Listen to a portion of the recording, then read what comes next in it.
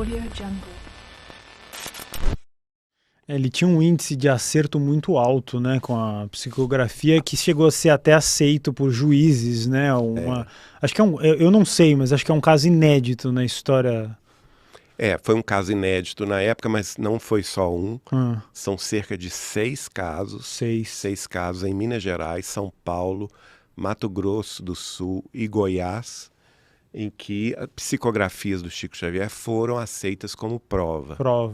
Inclusive, um deles eu estava presente em Uberaba quando ele recebeu um rapaz que havia se suicidado, era dono de uma farmácia em Curitiba, e os pais do rapaz estavam acusando a noiva de assassinato.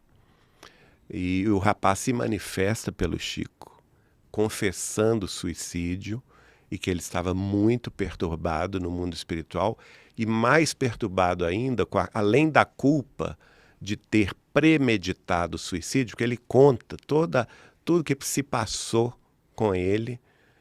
Ele havia quebrado na farmácia, estava envergonhado de assumir que a empresa faliu perante o pai. E ele programou se encerrar dentro da farmácia, tomar determinado medicamento, sabendo que ninguém ia socorrê-lo, porque a farmácia só iam aparecer funcionários na segunda-feira, quer dizer, não teria chance de ninguém socorrê-lo. E ele, através do Chico, vai dizer que estava muito, muito mal, e pior ainda porque os pais estavam acusando a noiva de ter o assassinado.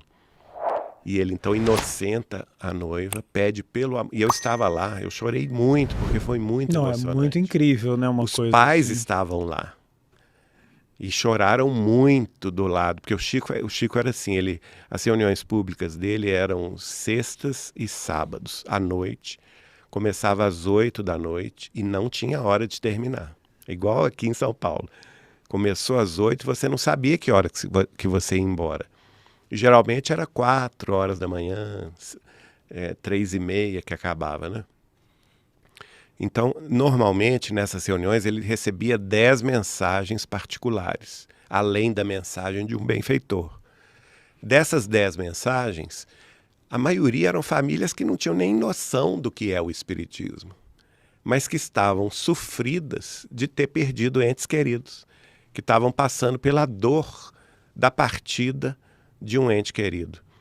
E iam mesmo muito necessitadas de uma palavra. E a maioria delas o Chico nem conhecia, isso que era mais interessante. Às vezes, ele fazia questão de lê-las também. Ele ficava psicografando sem parar, não tinha tempo para tomar uma água, um café, um chá, nada disso. Ele começava pontualmente às 8 e não parava essa psicografia que ia até às 3 da manhã, 3h30, 4 horas, sem parar. Aí ele quando acabava, a última mensagem sempre era um benfeitor espiritual, aí ele enxugava o rosto, tomava um chá quente ou um café, e ele fazia questão de chamar a pessoa e ler a mensagem. Então ele falava assim, a mensagem é de fulano de tal, a carta, ele falava, a carta é de fulano de tal para ciclano ou ciclana. Às vezes a pessoa estava lá fora, não tinha conseguido entrar no centro espírita. Porque o grupo espírita da prece era muito pequeno. E tinha um jardim onde as pessoas entravam, uma parte externa, e vamos dizer assim, o recinto da reunião, vamos dizer que seria no máximo 3 vezes o seu estúdio. No máximo, não mais do que isso. Tinham grandes janelões que as pessoas ficavam amontoadas na janela, acompanhando o Chico psicografar. E quando ele terminava, ele fazia a leitura chamando a pessoa. Às vezes a pessoa estava lá na rua, porque as reuniões tinham 600, 700 pessoas. Eram muito concorridas, essas reuniões em Uberaba. Aí tinha que sair alguém lá de dentro e ficar gritando o nome da pessoa. Fulano de tal, fulano de tal.